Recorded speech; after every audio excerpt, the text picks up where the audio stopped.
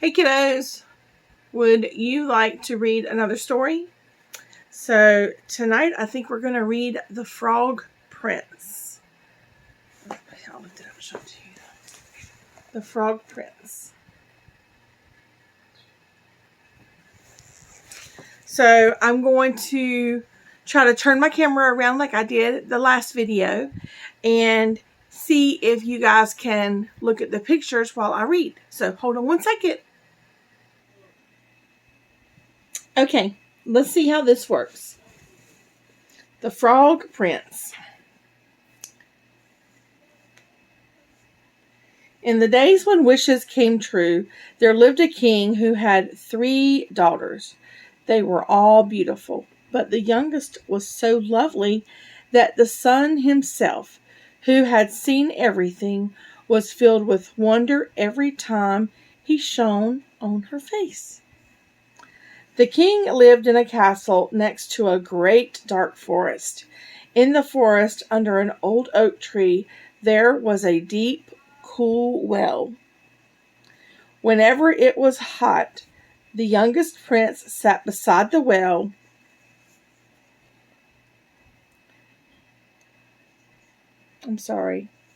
Whenever it was hot, the youngest princess sat beside the well.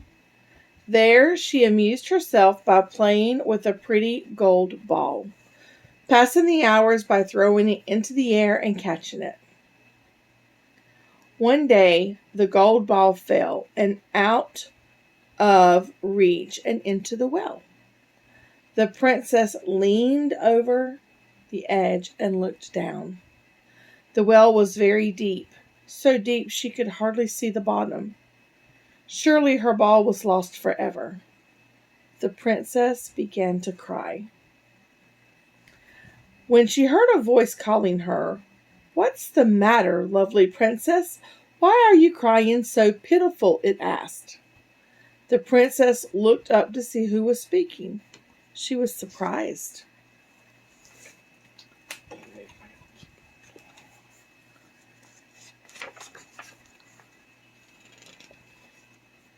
There's a pretty picture for you to look at while I read. Okay. To see a frog sitting on the side of the well. "Oh," she said, "I am crying because I lost my gold ball in the well." "Don't cry," the frog replied. "I can fetch your ball. But what will you give me if I get it back for you?" "Whatever you wish, dear frog," said the princess, for the ball was her favorite plaything. "I will give you my fine clothes, my jewels, even the gold crown I wear on my head." The frog shook his head. "I have no use for your clothes or jewels, or even your gold crown," he said. "But if you will love me and be my friend, and let me sit beside you at your gold table and eat from your little gold plate and drink from your little gold cup and sleep in your little bed, well, if you promise all that, then I will get back your gold ball." "Yes, yes," the princess said quickly. "Whatever you like." The frog was surely talking nonsense, she thought. How could a frog, who sat in the water all day, croaking and catching flies, possibly live among people? With this in mind, she gave her promise. The frog dived into the deep well. Soon he came paddling up to the surface with the gold ball in his mouth. He hopped out of the well and dropped the ball on the grass before the princess. Delighted to have her beautiful toy again, she picked it up and ran as fast as she could. "Wait for me," called the frog. "You promised to be my friend and take me home with you. Wait, you're going too fast. I can't keep up." But the princess would not stop.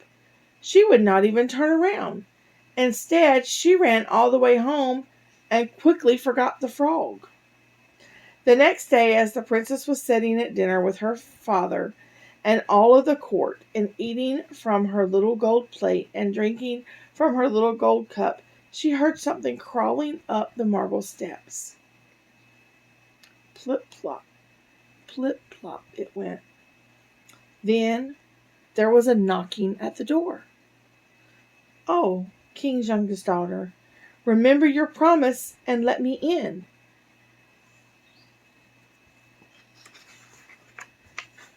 I know it's a pretty picture, but I have to change the book. The princess ran to the door and found out who was calling. But when she saw who it was, she slammed the door and returned to the table. "My daughter," the king said, "what is wrong? Why are you frightened? Is there a giant at the door who comes to carry you away?" "Oh, no," the youngest princess replied, "just a horrible, ugly frog." "And what does this horrible, ugly frog want from you?" asked the king. "Oh, father, yesterday, as I was playing beside the well in the forest, my gold ball fell into the water. I cried so much that the frog came to see what was wrong. He said he'd get the ball back for me if I promised to let him be my friend. But I never thought he would actually leave the well. And now he's come." There was a knocking at the door again, and a voice called, "Oh, King's youngest daughter, let me in. Don't you remember what you promised yesterday by the cool well water?" The king turned to the princess. "Whatever you promised, you must honor," he said. So the princess let the frog in. Hopping slowly and leaving a trail of wet frog prints behind him, he followed the princess to her chair.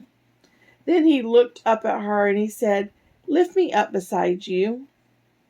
The princess made a face, but the king ordered her to obey. Then the frog asked the princess to lift him onto the table. Then he said, "Oh, princess, please push your gold plate closer so that I can eat from it too." The princess did as the frog asked, but everyone could see she didn't want to. The frog seemed to enjoy the meal, but the princess could eat no more than a bite. When the meal was over, the frog turned to the princess and said, "Now that I've eaten my fill, I'm feeling quite tired. Please carry me to your bedroom and let me sleep beside you in your little bed." The princess burst into tears. "I won't have that awful cold wet frog in my nice clean bed," she sobbed. But the king sternly told her, "If someone helps you when you are in need, you must repay your debt." So the princess reluctantly picked up the frog, carried him to her room, and sat him in the corner. But the frog crawled over to the bed as the princess lay down. "I'm tired," he croaked, "and I'd like to sleep just like you. Pick me up and set me on the pillow beside you." The princess did as he asked, though she was not at all happy about it. The frog slept on her pillow all night long. When the sun rose, he leaped off the pillow and hopped out of the room, down the stairs, and out the door. "Thank goodness," the princess thought to herself. "I won't be bothered with that dreadful frog any more." But the next night, as she was sitting down at the table, there came again a knocking at the door. Once more, the frog appeared and asked to eat from her little gold plate and drink from her little gold cup. That night, the frog slept on the pillow beside her. The night after that, the same thing happened, and no matter how much she cried, the poor princess could not convince her father to put a stop to the frog's visits. Let me move the book over so you can see. So here's the picture. However, on that third morning, when she awoke, the princess saw, to her amazement, that instead of the ugly frog, a handsome young prince stood gazing down at her with a warm smile. The prince told the princess that he had been put under a spell by a wicked witch. She had changed him into a frog, and he was doomed to stay in that form until a princess took him from the well and let him sleep in her bed for 3 nights. You have freed me from my enchantment, the prince said tenderly. Now I wish to marry you and take you to my father's kingdom, where I will love you and take care of you for as long as we both shall live. The princess gave her consent, and together they went to the king and told him what had happened. The marriage was celebrated that very day, and they both lived together in great happiness. Excuse me. And they both lived together in great happiness for many years. Here's the last picture.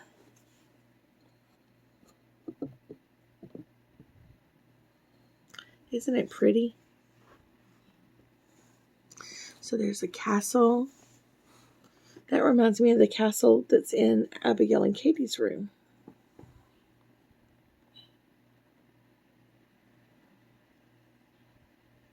It's a very pretty picture.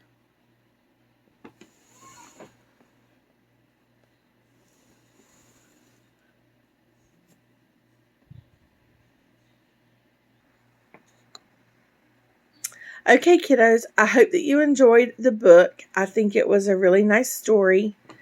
I'm very tired now, so I think I'm going to lay down and I'm going to go to sleep. I hope that you all have a very good night's sleep. Bye.